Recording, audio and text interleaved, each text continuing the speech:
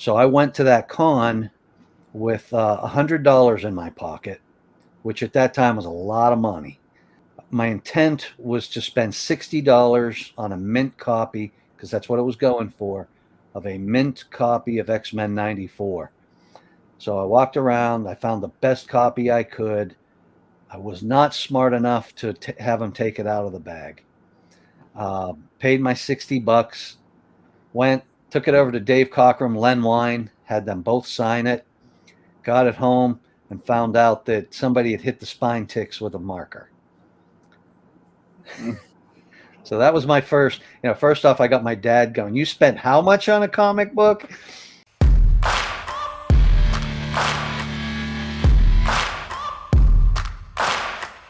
What's up, everyone? The Comic Beast back with another video. I'm here with my good friend John Ross, Big Daddy's Comics. We're here today to learn more about John Ross. He's also going to show us his 10 favorite comics in his collection. Before we get into the video, hit the like, hit the subscribe, and hit that notification bell. John, welcome to the show. Thanks for having me, Will. Really, it's my first time. I know that this is like your on-screen debut kind of thing. I'm very happy to have you on here as my first guest. See how the show goes. It should be a lot of fun. I'm going to ask you some questions. We're going to see your favorite comic books. Are you ready? Yeah, I'm ready. All right. I want to start off by asking a little bit about your childhood. What was your childhood like, and what age did you get into comic books? Tell me about your childhood. All right, so I was born in a very small town in West Virginia, just east of Pittsburgh, or west of Pittsburgh, rather. Uh, but my town, they did not sell comic books in the town that I grew up in, but the next town, which is Weirton, was bigger. And when, my parents would go into town, they would buy comic books for me once in a while. So I started with like Casper, the Archies, a lot of that funny type stuff, hot stuff, as a little kid. I was born in '64, so, we're talking or rather the late '60s, early '70s. And then I had two brothers that are older than me, and they were, they're a lot older than me, but they turned me on to Spider-Man and the Fantastic Four and stuff like that, which I had been introduced to those with the Spider-Man '67 TV show or cartoon. When I saw that, that's what got me hooked on Spider-Man. And my brothers, I remember the first comic book my brother gave me was the first appearance of Rhino, so Spider-Man 40. Now, like having your brothers like introduce you into comics, like what were some of their favorite comic books that they had? Were they the same thing with like the Spider-Mans? Well, my oldest brother Bob's 18 years older than me, so he was already at college when I was born. And then Bill's 16 years older than me, so like we didn't really hang out together. But they read comics when they were in the service. One was in the Army. Yeah, Bob was a Marine in Vietnam. So I think they just read comics, like it was the thing to do. So we never really sat around and talked about comics, but they just threw a couple at me, because I was the little brother or whatever. That's cool that you had those brothers introduce you to this great world of comic books. And I just want to step outside of comic books just for a little bit and ask more about like your childhood. Like, what was your school life like? What sports did you play, and what are like some other things you like to do besides read comic books? Oh man, growing up in a small town, you had a small group of friends. I was kind of in the middle of the bunch. I had a lot of friends that were 2 or 3 years older than me, and several friends that were 2 or 3 years younger than me. The guys that were older than me, it was always that situation where some days I'm getting bullied and other days we're hanging out. We didn't really, or I didn't play a lot of sports. Just never really interested me as a kid. With the kids being older than me, either they were really a lot better than me or younger than me. They just weren't as, it was a weird situation. But I don't know. I grew up in a family that we were into cars. My uncle drag races, and my brother liked to drag race. So, I was always into drag racing, cars. I built a lot of plastic models, which now has fostered my love of Legos. That's been a recent discovery for me. About a month and a half ago, Justin from No Good Comics. I just happened to catch a chat that they were doing and liked it, and now here I am building Legos. But yeah, I played football for a season. My second season, the first day we were goofing around, and I dislocated my shoulder. Finished the practice, and then went to the hospital and found out that my shoulder was dislocated. So that wiped out my football career. I never wrestled. I had three cousins that I would have had to wrestle against, and one of them still holds the state championship pin record at 8 seconds. Oh wow. So I didn't think I had much of a shot there. And then I played basketball for one season, but developed an issue with a knee. Growing up, I got into lifting weights when I was in junior high.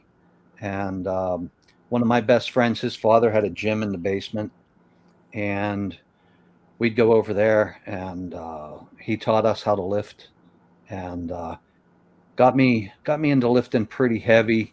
By the time I was a junior in high school, I was starting to bulk up, and didn't have as much problems with getting picked on and all of that kind of stuff. Yeah, you said a lot of stuff there that I want to break down because you brought in a lot of valuable stuff. But first, I want to say, like, you were talking about your Legos that you love doing that. In my room, I have like this giant Voltron Lego that I put together a couple years ago. I got it on Christmas from one of my grandfathers. I think it was around like 3,000 pieces, and we put that together in like a day and a half. And it was like it's like like a foot and a half tall, I would say, and it's a really cool project that we did as a family, which is pretty cool.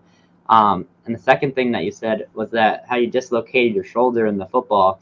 I had a friend in the wrestling season this year that dislocated it during practice. Like he was wrestling, and it just like dislocated, and I saw it. That was like my first time seeing like a dislocation in real life. His shoulder was like way up here, like naturally, and his arms were like so much longer than each other. It was really weird looking. And my coach like pushed it back in, and like he finished out the practice. It was like, what? I would have been like, all right, I'm done for the day at least. Back then, they put me. I had to wear a cast. They did all kinds of. They do things differently now, but back then they put me in a cast. So Oh, wow. that was it. Definitely a lot of changes since then. And the other thing that you said was how like you started lifting weights and bulking up, and that like prevented you from like no more like getting picked on and that sort of thing. That's like this. I can relate to that because you know about me, like being a super skinny kid, hitting the gym, picking up the fork, and just putting on weight, getting bigger, and that has really helped with not getting picked on. And the other thing, as you can see, what we're here on this channel is comic books, and that's another thing that helps. Like once you start getting like bulked up and stuff, like comic books were always there for me ever since I was like super skinny, right? And it's always just a great escape. Like if you have a bad day or something like that, go and pick up a comic book, escape the world, get into this fantasy, and just enjoy a great comic read. And you bring that up, and it's really cool how you can have the comic book to escape that reality if you had a bad day, like I said. Well, and another thing that I was thinking about is bends into the skateboards. Yeah. And I had a neighbor that had an old skateboard from the 50s, a wooden one with the metal wheels on it. He still has it. Oh wow. And I used to ride that thing all over the place. It was his, but he would let me borrow it. And I'd be zipping that thing all over the place. So around 1977, 76, 77, somewhere in that ballpark, I spent the most money I'd ever spent on anything. I think I paid $60 for it. A fiberglass board with urethane wheels. That was like the first, I was the first kid in the neighborhood that had like a real skateboard. And yeah, I broke my wrist on doing that. My brother screwed himself up on it, but we had a lot of fun. What I was trying to say was like we all have our own forms of like escape, whether it be like comic books, going to the gym. My brother was skateboarding and all that sort of thing. We all have our own escape, and I think that's what makes it so unique. And that's where I want to like bring up like your first comic. Oh man, just coming up with 10 was very difficult. I didn't really put them in any kind of order, but I will start with this is Fantastic Four #3, and you know what? One of the things that with Fantastic Four, they were the first. Spider-Man and Fantastic Four were the first two comic books that I really like fell in love with. Fantastic Four for me, it it increased my vocabulary. You know, the stories were very deep. It was hard for me as a kid though because not having any place where I could buy comic books, I would get a book, then maybe not get another issue for 3 issues later, and the story would have ended, and you're kind of like, okay, what's going on? So what ended up happening is we ended up trading a lot. So I would end up on the front porch of my neighbors, and we'd all be sitting around there, and we'd be trading comic books. So I have comic books now that we've had that have been around since the 70s, and have actually like my buddy. I've got one that my buddy George's initials are on the front of it and stuff. But that was Fantastic Four was really, I think, my first real favorite. Nice. And that's something like you don't really see anymore is like a group of kids like trading comic books. Like at my school, I'm like the only one that reads comic books, and it would be so awesome if there was another kid that like read the new comic book day, so I could be like, oh, do you see the new issue of Batman or whatever, and just have that like connection, like you and your friends, they're writing on your comic books, and that just seems like a great connection to have with your friends. Yeah, I mean George put his initials on there because he didn't want us stealing them, and then Yeah. we'd end up trading them away, and then it was, yeah, it was a different time. One of the things that has really surprised me is with Facebook and all of that is how many friends I had that collected comic books that I didn't know collected comic books. When I was a kid, that was something that people didn't read comic books either, really, or at least you didn't tell people. That was something you were going to get beat up for. That's just kind of the way it was. So Yeah, I definitely think like writing on the comic books or just having like the damage to it adds character back then. Like being young, not caring about the value of it, and just being in love with the story. It adds character to it. Like I know I have like an old Spider-Man book. I think it's 51, and it has like the subscription crease down the center. It has a bunch of spine ticks. It's got writing on it, and like this book has so much character in it. Like I don't care how much it's worth. It's like I know that this book probably meant so much to someone one day, and now exactly. that's in my collection. It's something really cool to have. Yeah, yeah. It's to know it'd be nice to know that history, when you. But yeah, every once in a while I'll find a book and it has some kid's name written on it, or and you wonder, what happened to this guy. I want to like go back to what you brought up a little bit ago, and you were saying how your brothers went into the forces, and I know that you did time in the Navy. Do you mind like telling me something about that and like why you chose to go that route? Was it because your brothers inspired you to do that? So 1982, I graduated from high school, and the Weirton Steel Mill was the local place where, was really providing most of the jobs in the area. And there was a recession going on at that time, and they were laying off people that had been there, I think, 19 years. So there wasn't a whole lot of opportunity to get a job or make money. I was working at a horse race track. My dad was an owner and trainer, and I worked as a line cook, and then I would walk horses to and from the track before and after a race.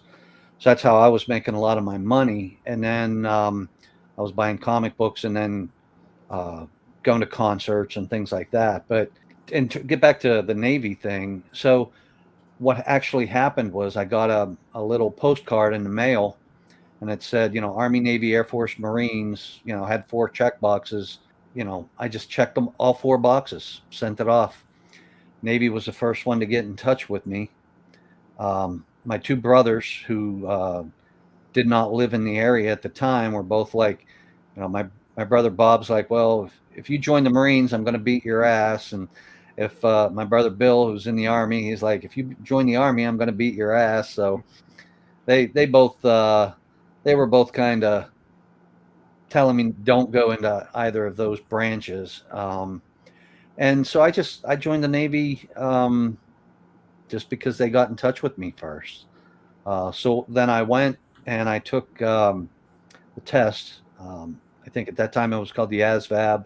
I'm not sure what they call it now. I tested really high. Um, I never planned on going to college. My parents couldn't have, back then it wasn't that big of a deal, and my parents couldn't really swing sending me to college. And I wasn't going to ask them to. I didn't know what I wanted to do with my life. I didn't have any of that. So I joined the Navy. I sign up. I take the test. The guy goes, "Hey," the recruiter. He's like, "Hey, you're qualified to go into nuclear power. Would you be interested in that?" And I'm like, "Yeah, sure. Why not? What's the big deal?"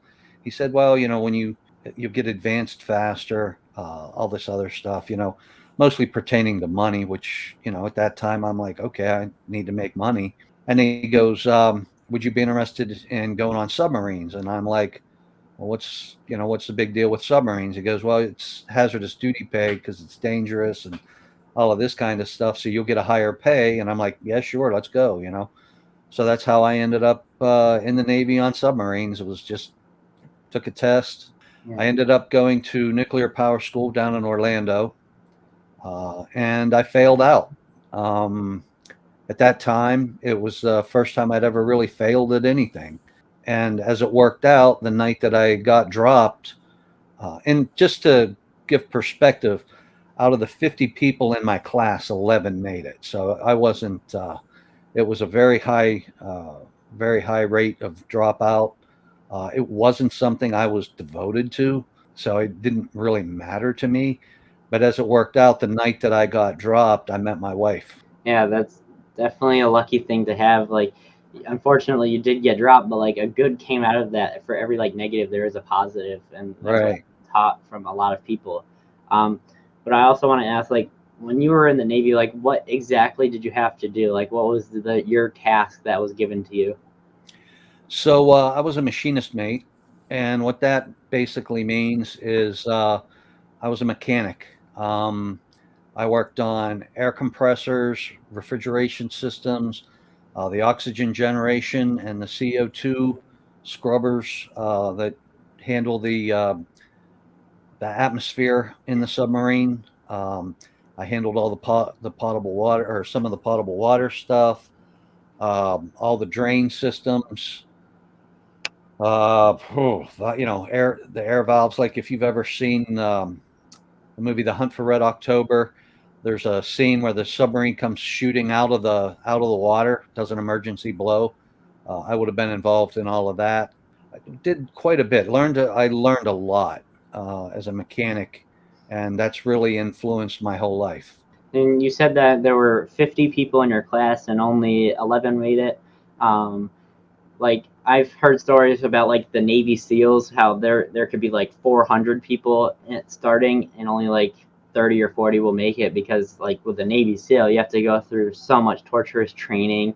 You have to go through a lot of like mentally hard times, and it's just really hard work. So can you explain to me like when you got dropped off, like when you failed, like how did you fail? Like what did you not do right? And if you could go back, like what would you do differently? So take a boy, from West Virginia.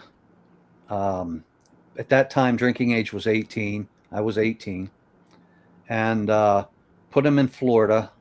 Uh, 2.5 months um, before class starts, in the middle of spring break, um, we were going to the beach every day. We were goofing off, and we were going out drinking every night.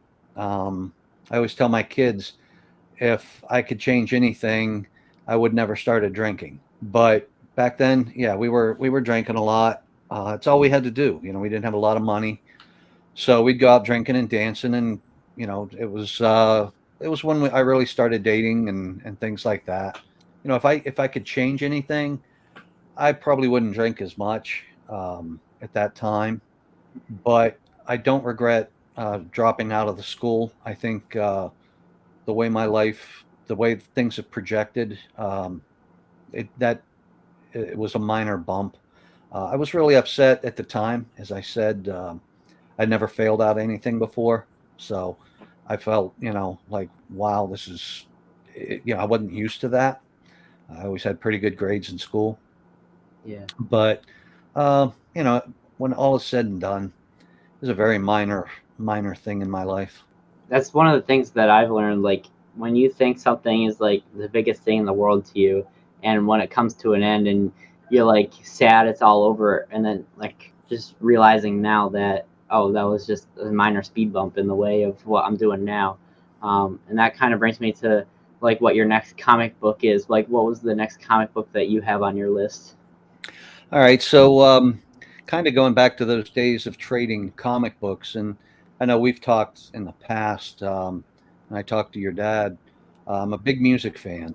Yeah. And so one of the guys that I used to trade comic books with is named Danny Johnston.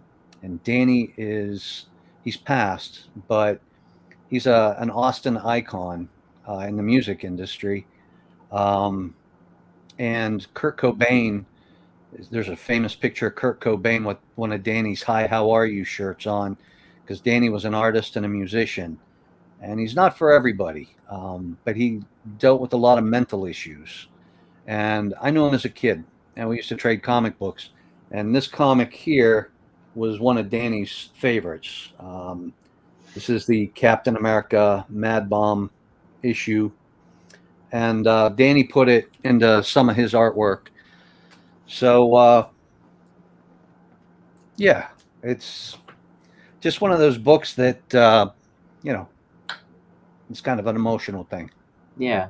I heard recently, like a couple days ago, or I think it was a couple days ago, I heard on the radio that one of Kurt Cobain's guitars got auctioned off for like $4.5 million. Wow, And yeah, I was shocked to hear that. That was pretty cool. it's amazing what collectible prices and things like that are bringing now. I mean, And like, I know when we hang out and go to like Comic Cons, I remember this one time, it was our last time that we went to the Wicked Con. yeah, the Wicked Con, and you were talking about how you had a like what was that camouflage shirt that you said you had that you Oh sold? I yeah, can't remember the exact story behind it, but do you mind sharing that story? yeah. So I went to see Iron Maiden open up for Judas Priest in 1982, and my daughters, who were in high school, my youngest was in high school. They come running down the stairs. I'm in the basement. I got a small home theater down there, and they come running down the stairs, and they're like, "Hey, Dad, you have a whole bunch of old concert shirts, right?" And I'm like, "Yeah." And I said, "Well, they're getting really popular. Can we take a look at them?" And I said, "Yeah." And they said, "Do you have any with camouflage?" And I said, "Yeah, I've got an Iron Maiden like baseball shirt that's really rare because it's just the Iron Maiden Texas tour." I said, "I bought it in Pittsburgh though because it was a leftover shirt, and I knew the shirts, the number of the beast, they were torn number of the beast, and everybody had that shirt, but this shirt looked different than all of those. So that's the one, of course, I had to buy because I was always trying to be different." Catherine wore that to school for 80s Day, and then I turned around and put it on eBay and sold it for over $750. That is crazy. I never knew like you could sell like a T-shirt for that much money. Looking back, like I have some concert shirts that I don't think are anywhere near that price, just because they're not like that iconic, I would say. Um, but I do want to ask, what would you do if like she went to school with that shirt and she came back and she had like stains on it? It's like, oh, I accidentally dropped like mustard on it or something. Is what it is. No Yeah. big deal. I would have probably been more upset. She also wore my I have my jacket. When I was a kid in high school, we all wore blue jean jackets, and mine is covered with buttons and patches and stuff like that. And she wore that too. That jacket when I talk to people from my hometown, they're like, "Do you still have that jacket?" And I'm like, "Yeah, I still got that jacket." So if something would have happened to that, I think I would have probably been more upset. But I don't get too worked up over stuff like that. One of the things I wanted to ask about, like being collecting comics at such a young age, I want to ask, like, what was it like seeing like the Batman movie come to the theaters for the first time in like 1989, and just seeing like characters from the comic books that you read as a kid in the movie theater? Like, what was that like seeing that come to fruition?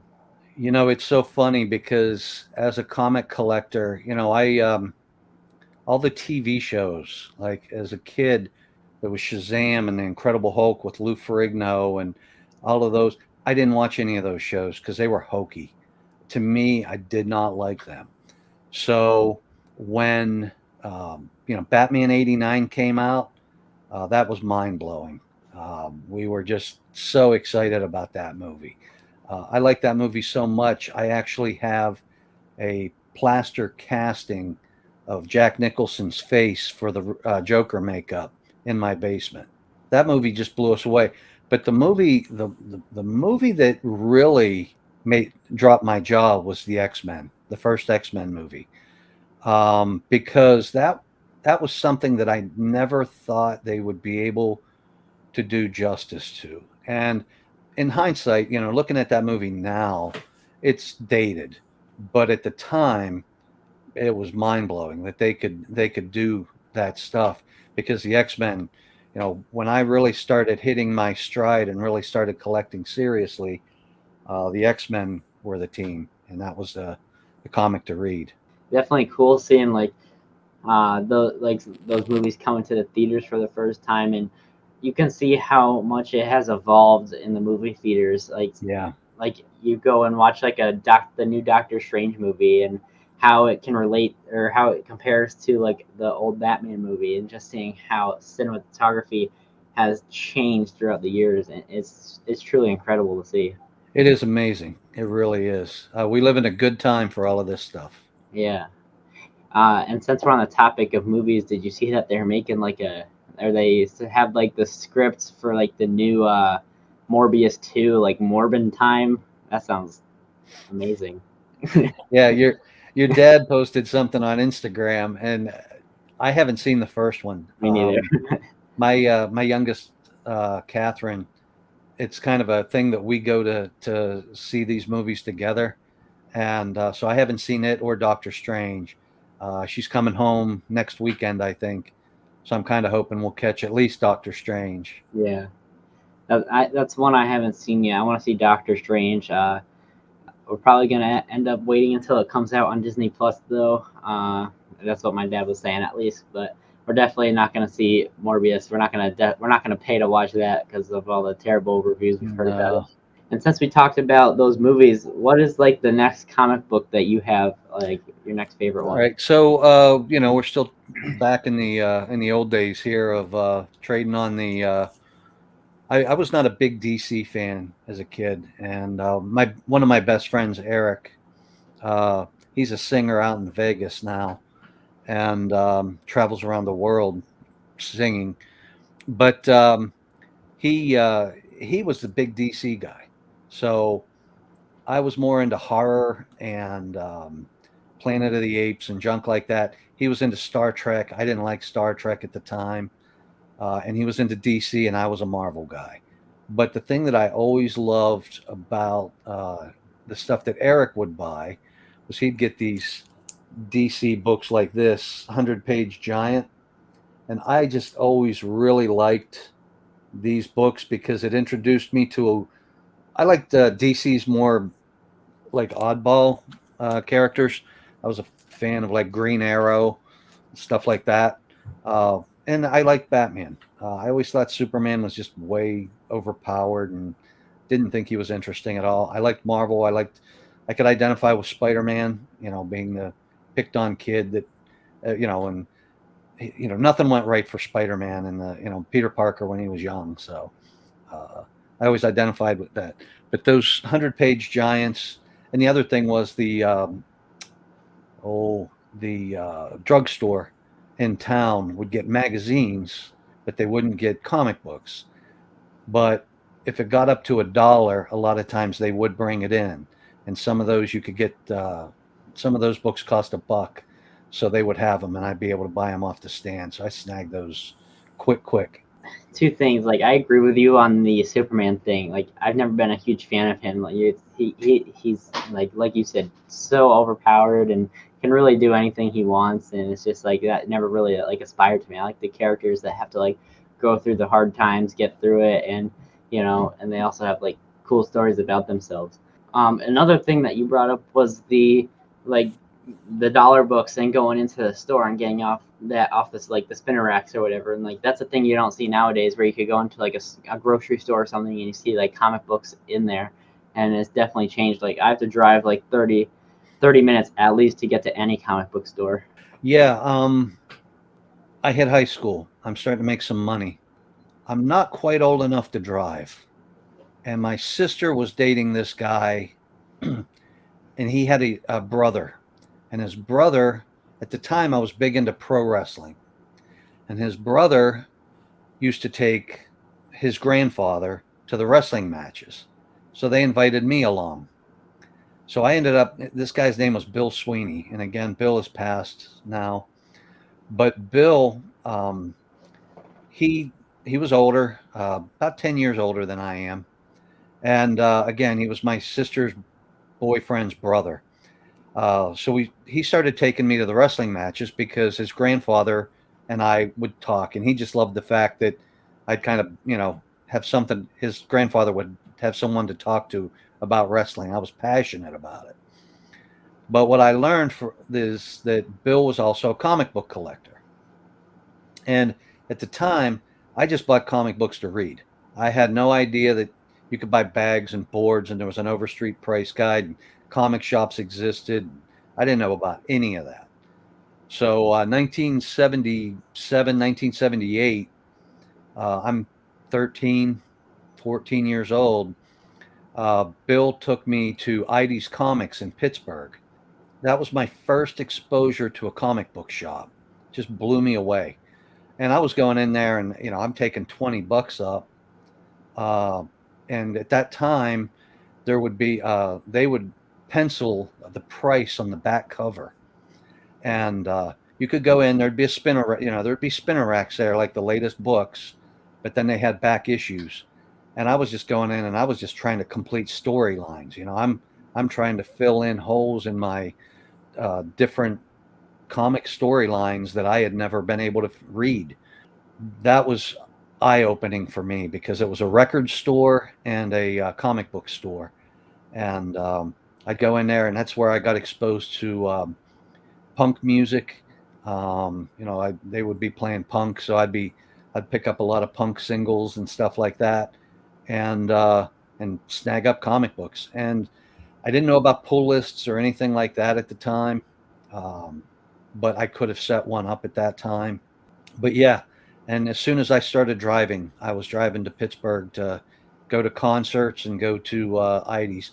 And I would take all my girlfriends to Ides, and it always blew them away. They'd want to check out the music and stuff like that. They weren't into the comic books, but they, at that time, I never saw any females at a comic book store back then.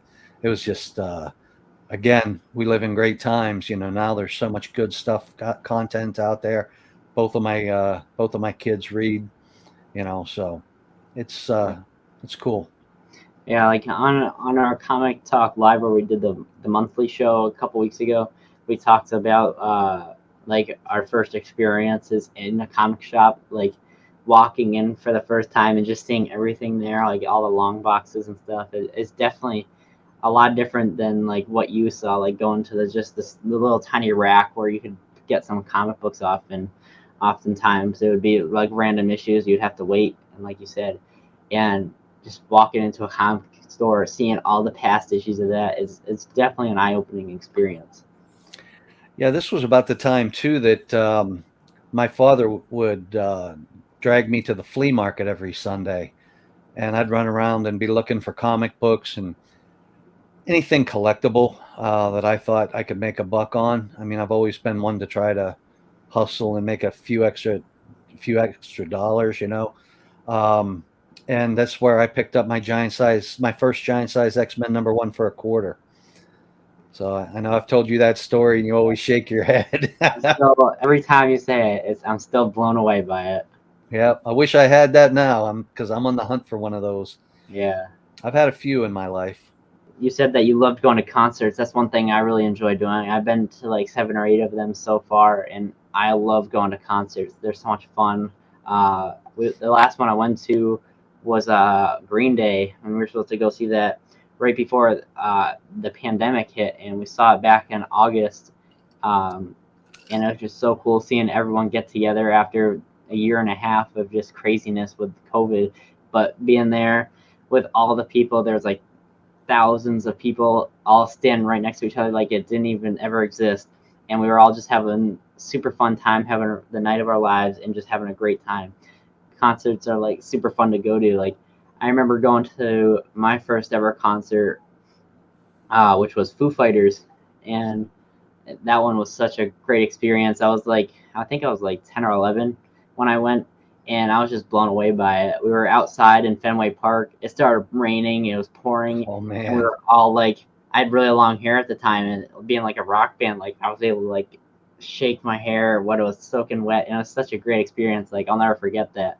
But yeah, and you said you would go to these concerts with your girlfriends. That's the thing that you have a one up on me. I've never had one, and you sounds like you had many, and you went to concerts with all of them, right?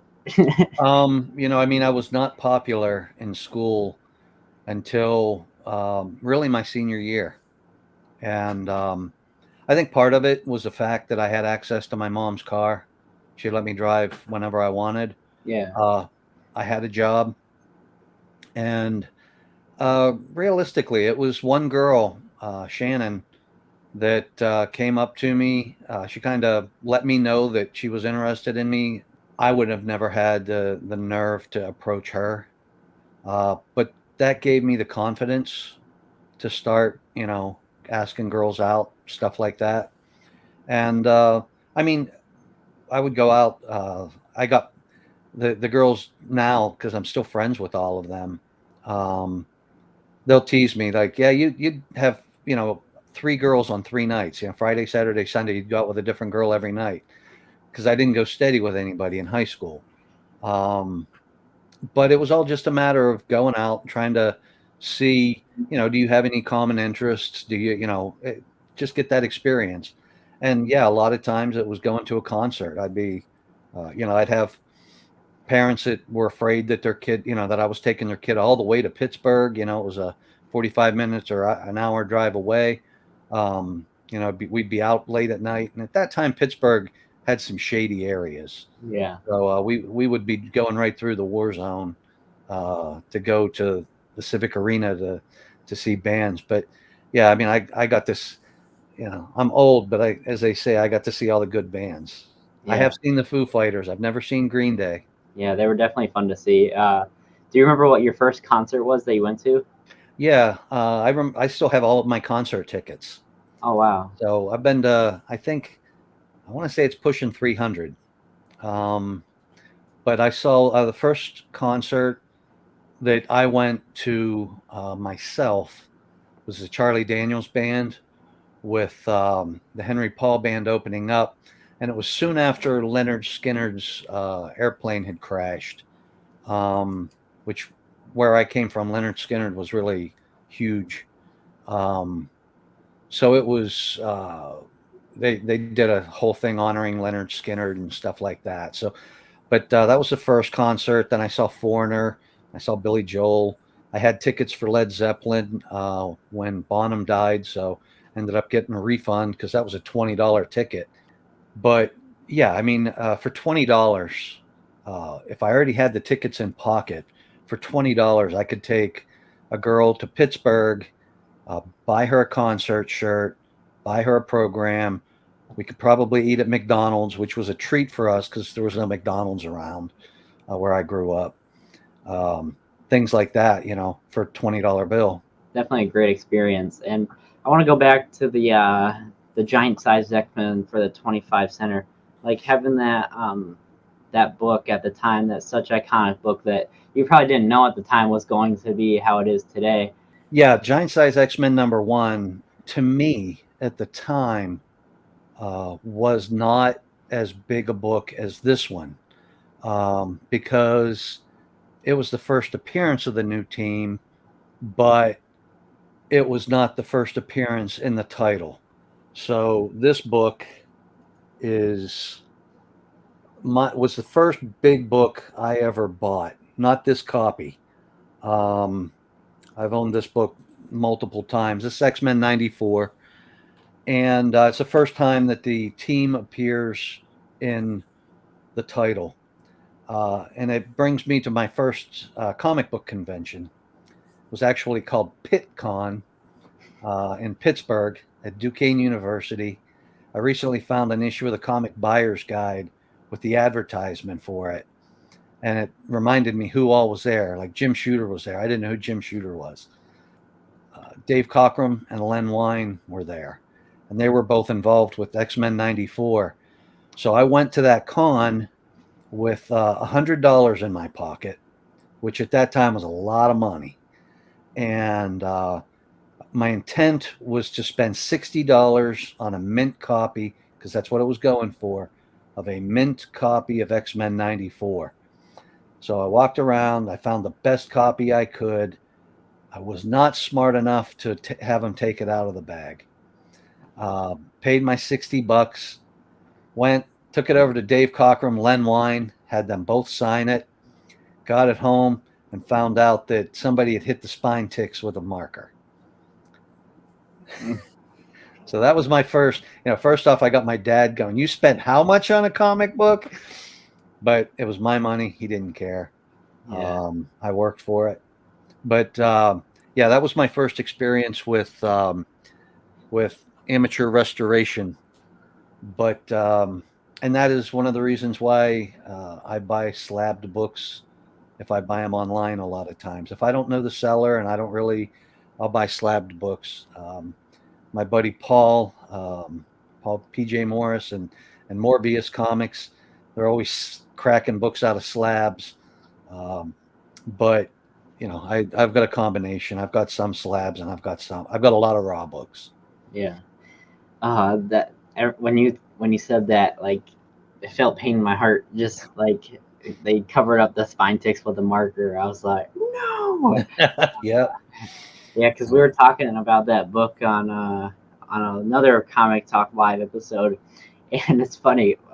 Like Jen, Ryan, and Greg, they didn't know the key to that book, and I remember just sitting back waiting for them, just struggling with it, and it was just a funny time, just seeing them struggle with trying to remember what the key is, because it's such an iconic book. And then you eventually wrote in the chat, and they were like, "Oh yeah, I remember that now." I was like, I don't think they did. Yeah. I mean, I get it. Like Greg's a DC guy, and Ryan's and Jen are both. I think they're both more into the new stuff. Yeah. So I don't expect that book's. What, pushing. It's not 50 years old, but it's pushing it. Yeah. So not going to be the same for everybody. Now, moving on to like the next part I want to talk about, like that book you just showed, talking about the giant size X-Men, like those are both really big books. And I want to ask you, like, what was the biggest book you've ever bought? Like, what was the biggest buy? All right. Yeah. Let's see here. So the most I've ever spent on a comic book, and it was so much. So I've owned a lot of big books. I've sold my collection 3 times.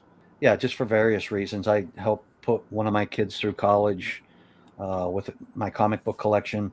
At that time, I had 2 GSX1s, 2 X-Men '94s, 2 Hulk 181s. I sold an Amazing Spider-Man #1 to make a down payment on a pickup truck when my youngest was a baby. So, I've owned some big books, but I went. Let's see, my daughter wanted to meet Bam Margera. She's a big fan, so we went to Rhode Island Comic Con. First in line, stood there waiting for him for an hour. He went out and got drunk the night before and was late. Um, but anyway, we went to the con in 2000. I think it was 2019, and that got me wanting to buy or collect comic books again. I was out of it for 4 or 5 years. And one of the books that I always wanted, and I decided I'm going to buy, was this book right here. Got a little bit of shine and glare going on there, but Daredevil #1. I paid $2,200 for it. Did not tell my wife. Just bought it, and now, since in that time frame, it's tripled in value. And now she knows. I tell her everything in terms of how much I spend on books. In fact, she gave me the cash. We sold a business recently, and she gave me the cash to buy a collection right after Christmas. So I bought a $17 collection. But she's kind of getting into it. She kind of gets a kick out of watching the stuff go up and down and things like that. When you first told her, like you said, you didn't tell her right away, like what was her reaction when you first told her how much you spent? Was she like, you spent how much? Actually, it wasn't enough that it really sticks out in my head, because I think the way I told her is, I spent $2,200 for this, but now it's worth $7,000. So, immediately took the air out of that balloon, kind of, it wasn't like, oh, hey, I spent $2,200 on a comic book, Yeah. But in fact, last summer, I was driving home from work, and I get a text from my friend Dave, and he works at Pleasant View Comics, which is a place I want to get you to someday, Will. It's not an actual comic store, but there's some friends, and they have an eBay store. And Dave got in touch with me, and he goes, "Are you interested in an X-Men #1?" And I'm like, yeah. I said, what is it? He goes, it's graded 4.0. And I forget how much it was. I want to say it was $13,000. And I said, yeah, I'm interested. He said, I'll send some pictures. And he sends over the pictures, and somebody had drawn a face on Iceman with a marker. And I'm like, I just can't do that, bud. I can't. But when I mentioned it to my wife, she looked at me and she kind of went, "You're crazy." And I said, "Well, what if I sell my truck?" And she said, "Well, if you want to do that, go ahead." So. Oh my Lord. You have so many crazy stories, and like I've heard these multiple times. Like this one I haven't heard before, but like, oh my, like almost selling your truck for that. It's like, oh my God. Well, I do plan on selling my truck. I've got a 2005 Dodge Ram, but it's a very limited edition truck. I think they made 500 in my color. It's silver, and it's got a Viper engine in it, and Benbow brakes, and racing suspension, and racing seats, and things like that. It'll do 0 to 60 in 5.5 seconds. Wow. But it uses premium gas and gets 9 miles to the gallon. So it's only got 20,000 miles on it. As I say, it'll pass anything but a gas station. Now, with gas prices where they're at right now, I don't think it's going to sell very quick. So starting to think about maybe getting it all cleaned up. In fact, later today, I think I'm going to power wash it, because it's been sitting out and it's covered in junk, But if I sell that, my intent is to buy a Fantastic Four #1. Yeah, I know. I've heard that's like your dream book. Right now, that's my book. Yeah, I've got a friend that's got an Amazing Fantasy 15 for sale. I haven't seen that book in a long time. He moved to Chicago, and if I remember right, because he bought it about the time I bought my Spider-Man 1. If I remember right, it's a solid 8 or higher, and that book is just out of my range right now. I could have probably bought that off of him a couple years ago for $50,000, but I don't think we could touch it now for $50,000. Talking about all these big books, you said that you owned like a Hulk 181, 180, and that sort of thing. You brought up that you sold those to pay for your daughter's college tuition, like how nice must that be not to pay out of pocket? You were able to sell some comic books, but at the same time, like how bad does it hurt getting rid of those like books that mean so much to you? It's funny because at the time, it was like it is right now. We're seeing a downturn in prices, and I was thinking, I was going into comic shops and I was not seeing people in there. And I was thinking, there's no young kids getting into this like yourself. I said, young people are not getting into this. This is a dying hobby. Um, Instagram, the whole Instagram thing wasn't really going on, or at least I wasn't familiar with it.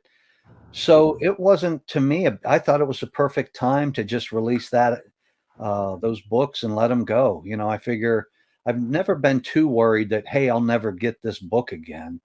Um, I know that, right now I have 20,000 books. I know that if I wanted an Amazing Fantasy 15, I could probably sell off the whole collection and buy an Amazing Fantasy 15.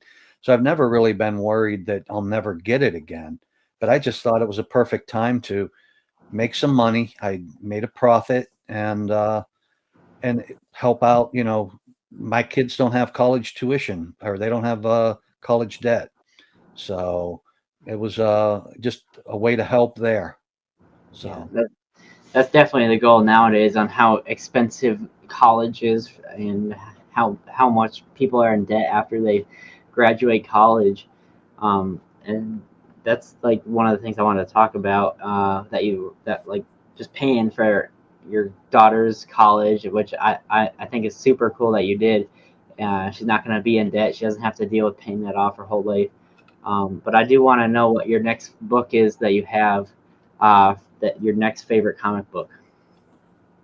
all right, so I'll throw up this one because I think we can get into. We talked a little bit about going to comic book conventions, and I think I've told you this story probably multiple times.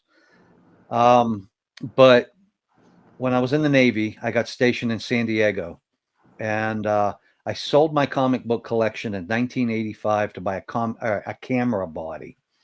I was getting ready to go on Westpac, so I was going to Japan, Hong Kong, the Philippines. We were supposed to go to Australia and Thailand and some other places that we never made. But I wanted a new camera body. I was big into photography. I wanted to be a photographer. But I went to Rhode Island Comic Con, San Diego Comic Con, I think 84, 85, 86, and 87. And one year I go, and there's two guys there. They've got a table set up. They got the first three issues of their comic book there. Nobody's talking to them. And I felt bad for them. And I walked up and I'm looking at the comic book, and it looks funny to me because it's only a couple colors on it. And that book I'm talking about is, of course, this, and the two guys were Eastman and Laird. Um, so the that's Teenage Mutant Ninja Turtles #1. I walked up to the table. I had $20. That's all I had. Being a broke sailor, and they had the first three issues. I ended up buying a #3 off of them and having it signed, simply because I didn't know #1 was going to be worth anything, and I just wanted to try to help support these two poor guys standing there next to the table. Who knew that it would become what it became? Yeah, for sure.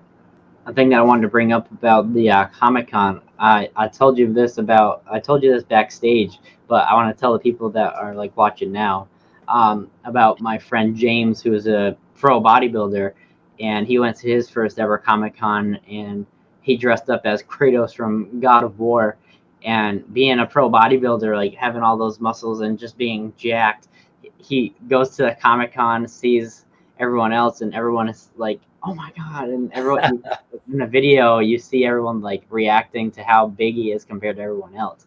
Like in a bodybuilding world, like he looks like an average guy in the bodybuilding world, but like in real life he's huge compared to everyone else.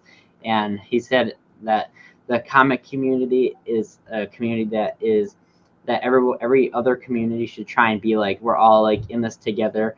We all like the same stuff. We're all like respectful, and we all care for each other and like what other people are doing. Like he said a lot of people came up to him asking for pictures, and just seeing how nice everyone was in this community it's really cool. So I just wanted to bring that up and show you, like, what it was like seeing another person come in outside of the comic community to see it for the first time. Yeah, I mean, that was a community that, we share interests with. I know you've been to the Arnold Classic, but I went to the Mr. Olympia in 1988. It was about the time I was getting out of the Navy, and my wife and I wanted to have a little local vacation before we left California. So we went up, spent the weekend in Hollywood, and went to the Mr. Olympia contest. And that was one of the Lee Haney years. But we saw Arnold Schwarzenegger and Kim Basinger and Lou Ferrigno, and a whole bunch of actors and actresses were there, and stuff in the crowd. But yeah, that was one of those things that you and I share too. Yeah.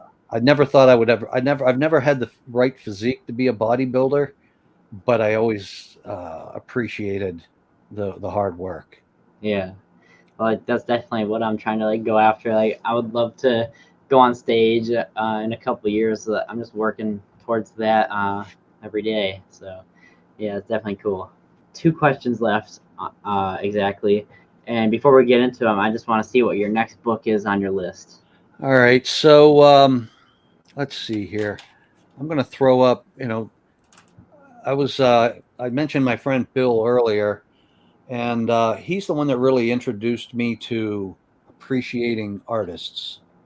And this is Jim Steranko, one of my favorite covers. Um, Steranko, I think, is probably my favorite all-time artist. Um, he didn't do a ton of work, but the stuff he did, I just thought was stunning. And that book there is just amazing. If you see it up, nice Silver Age book. I don't know, Silver Age books, the paper quality, I guess, allowed the inks to be something different. And to me, they just look so much better than a lot of the new stuff that's coming out. Yeah. Like, to be honest, I haven't seen that cover before, and seeing that for the first time, it really catches my eye, and I'm gonna like have to keep my eye out for that. That looks like a really cool cover, and I remember the first AOK you sent me. I had a big box of comics, and I was flipping through it. There was like a new X-Men book. They had the Future Hulk in it, and then there was the Nick Fury #1 in there, Yeah. and I was shocked by that. And after that book, I was like, there's one more left. I was like, how can it get any bigger than this Nick Fury one? And I turn it over, and it's Venom's first appearance, and then I'm like, I start crying. I'm just blown away by it.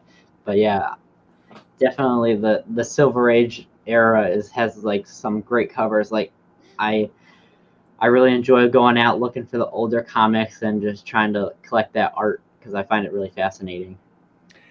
Yeah, I was thinking about that earlier about how we met, and really it was Bueller.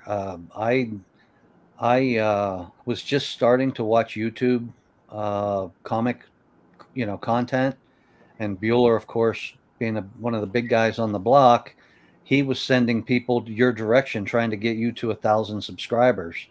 So I went over and subscribed and watching your content and enjoying that.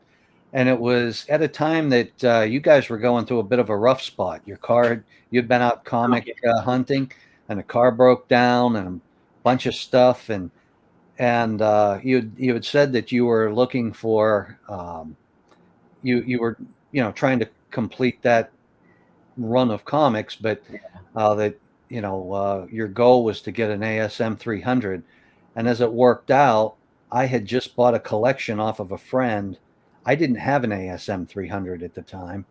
I bought a collection off of a friend, and that copy was in it. And when you said you needed one, I was like, it's kind of a rough. It's got a rough spot on it, but I don't know what he did to it.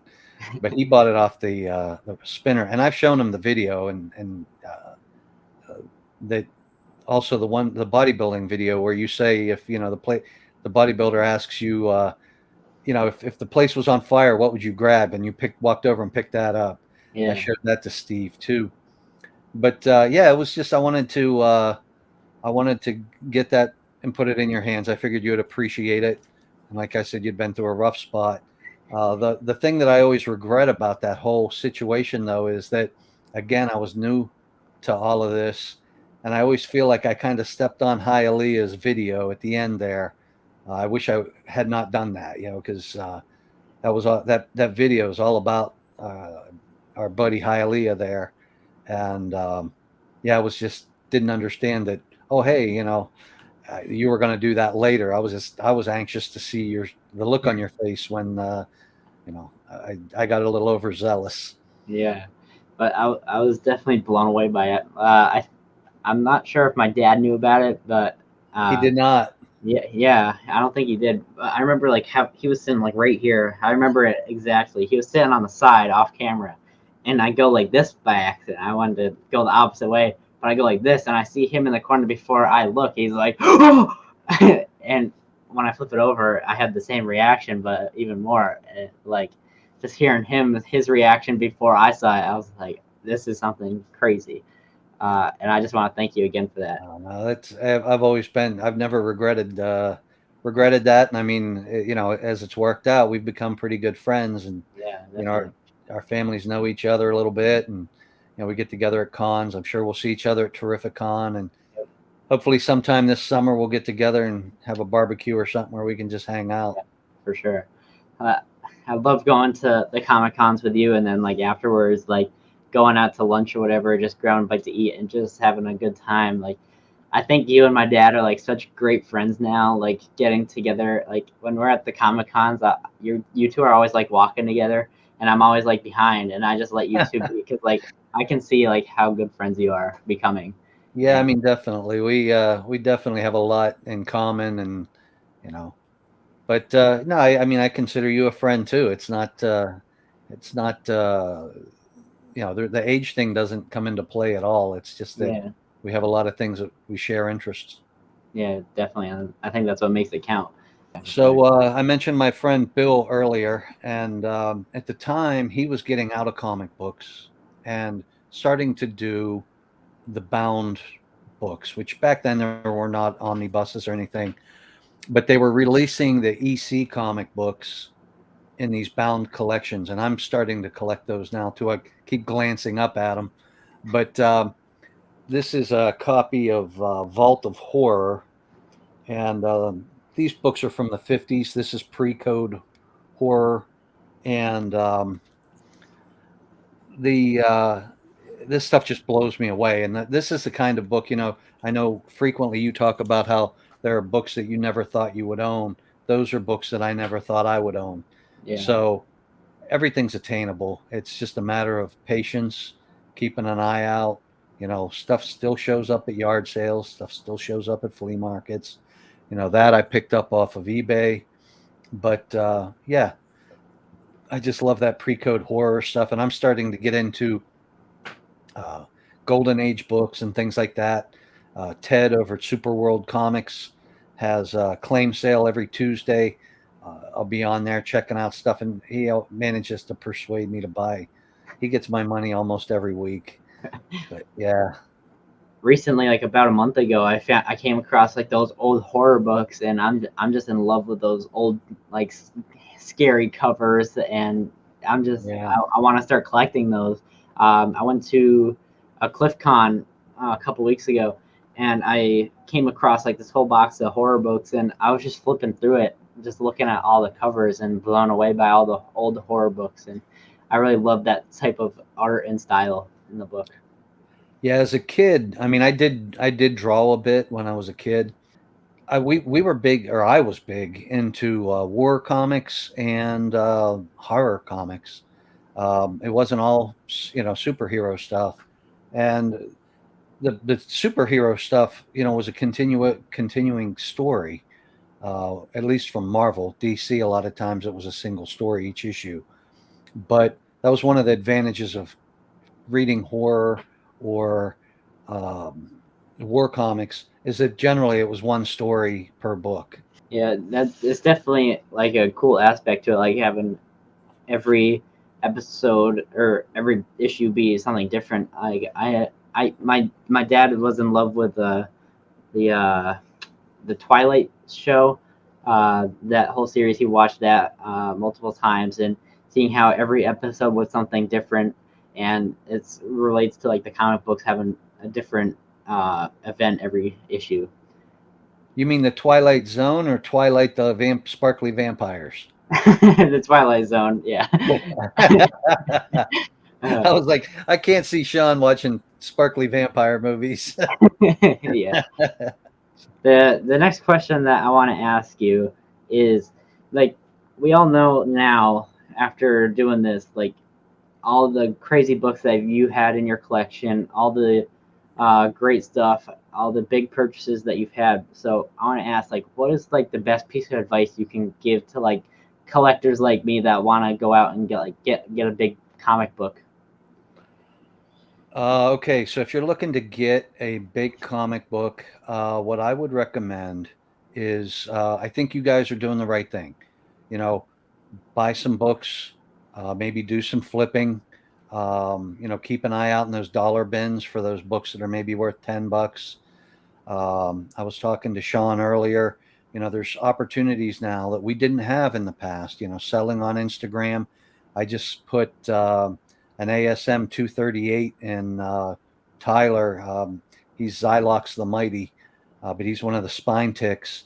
I just put that book in his hands simply because on my Instagram I was flipping through a bunch of stuff that I was going to take to the Three Men in a Basement comic crawl, and he saw it and he said, "Hey, I'm looking for that book. Um, can you are you interested in selling it?" I shot him a price. He's like, "I can't swing that." I said, "Well, what can you swing?" He sent me what he could afford, um, and I still was able to make a profit. So I said, "Yeah, sure," and I sold it to him. And I'm happy I put it in his hands because he's super excited about it. It's in his collection. He was looking for it. It's a nice copy. So again, you're looking to buy big books. Don't be afraid to ask. Don't be afraid to offer. Don't be afraid to trade. One of the things that I've thought about is I would like to get this year. I would like to get a Journey into Mystery 83. I don't know if I'm going to pull that off or not, but I'd also like to get the first appearance of Doctor Strange. Um, and I've contemplated, do I put together a stack of cheaper books to try to trade for that bigger book? And shops and dealers are not necessarily nuts over having those big books because it's hard to move. Um, I know of a recent trade recently here for an FF1 that included a lot of a big trade because it's easier to move $20 books than it is to move a book that's several $1,000s. Yeah. So that's a definite way to do it, is to be able to say, hey, now keep in mind, if it's $1,000 book, you might end up giving $1,500 in value to get that $1,000 book, but you also have to look at what money do you have invested in it. Those books might be worth $1,500. You might have, $200 in them, $300. They've gone up in value. So, you're really, if you're getting that $1,000 book, you're really getting it for that $200 to $300 you have invested. So don't get so hung up on, hey, it's worth $1,500. I have to get $1,500 for it. No, look at what you have in it. And I would always, rather put a book in a collector's hands cheap or lower than the current market value than wait it out for to get that last dime. Um, it's just generally I'm making several 100%. So I don't need to be greedy. And so somebody comes along and they say, hey, I'm looking for this book. Uh, let me know. Maybe I've got it. Maybe maybe we can work out some kind of a deal. But yeah, and that's true, I think, of most shops. I mean, even like I said, Ted at Superworld has his claim sale on Tuesdays. they take offers at the end of the night. Anything that hasn't moved in the claim sale, they'll take offers. So don't be afraid to offer. Say, hey, this is $100. I don't have $100, but I've got 90, and things like that. So yeah, I'm gonna leave it at that. That's some really great advice that you have. So before I get into the last question, do you mind showing your second to last book? yeah, so I mentioned that I'm a big war comic fan. Um, this is a title. This is a book, though again, not this copy, uh, that I bought off a spinner rack. And growing up in a small town, I would go hit the spinner racks at the local stores, or not local, but the stores in the surrounding towns. And I was able to buy a lot of number ones off of the spinner rack. And I think I bought them because I was getting into a story at the ground floor per se. So I would always gravitate towards number ones, where a lot of my friends didn't want the number ones. They were trying to, because they didn't know the characters. So I bought a Nova number one. I bought a Miss Marvel number one. I bought Demon number one, Commandy number one, a lot of those books off the spinner rack. But this book right here was a big deal to me as a kid because it combined World War II and superheroes. And I just loved The Invaders. That was one of the first series that I ever tried to collect as a kid. I just thought it was really cool. Yeah, definitely. The last question I have for you, I know a couple minutes ago that we were talking, you said how the comic industry is kind of like dying off and it's not like what it used to be, like how not a lot of younger kids in my generation are like going out and reading comic books. So I want to ask you, where do you see the comic industry going in the future, as my last question? I honestly, as you can see, I'm investing in it heavily. Um, I see comic books. I mean, I enjoy reading comic books. I know I've got friends that, comic books are for reading. I've got friends that are, slab collectors, that comic books are for investing. People collect for covers and all of that. But to be honest with you, I think it's really, I think a lot of good is happening in the comic book industry right now. The Instagram community, everything that has come about since COVID has changed, I think, the whole industry. I'm amazed at the people that I've met, how much fun I have when I'm with those people, and the fact that there are a whole lot more females in comic books now. And with the independence, the storylines, it's now not all capes and underwear. Um, you're getting a very diverse product with the different formats. You can buy now. You can buy comic books. You can buy the floppies every week, or you can wait until the trade paperback comes out. All of those different things. It's changing the way comic books are read. So I think it's very strong right now. As they say, they've been talking the demise of comic books for 50 years, but it continues to hang on. And I see people in my local shops, people lined up on Wednesdays to get the new books. That amazes me that people are lined up, and with the with all the content creators that are out there in YouTube, thank all of you. Uh, Will, I know you're doing, your picks and things like that.